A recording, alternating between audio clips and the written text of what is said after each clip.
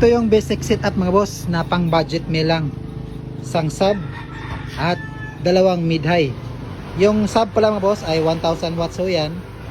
Yung mid-high na passive ay 400 watts yung mid. At yung tweeter ay 300 watts bawat isa.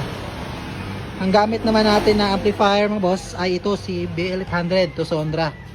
Yung channel 1 niya ay pang sub at channel 2 pang mid-high. Naka stereo yan mga boss na mode.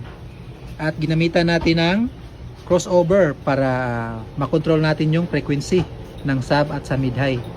Ito yung gamit natin na mixer si Yamaha at yung audio source natin.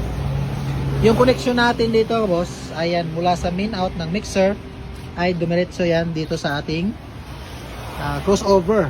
Yan, tingnan natin sa likod boss. Ito yung likuran ng ating crossover.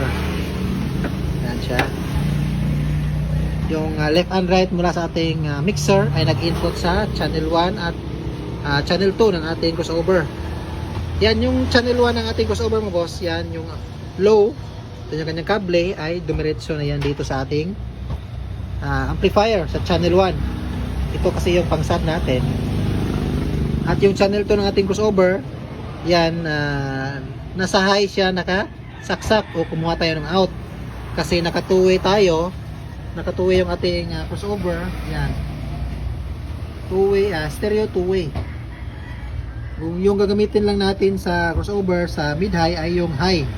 Magkasama na yung mid at high dyan. Sa out na yan kapag naka two-way tayo.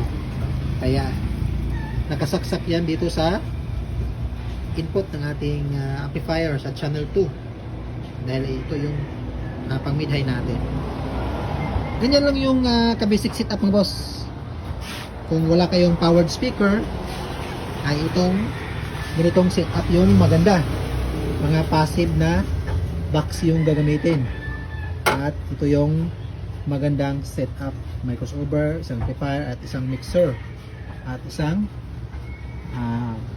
pang audio source natin. Yan, sound check na rin natin at boss.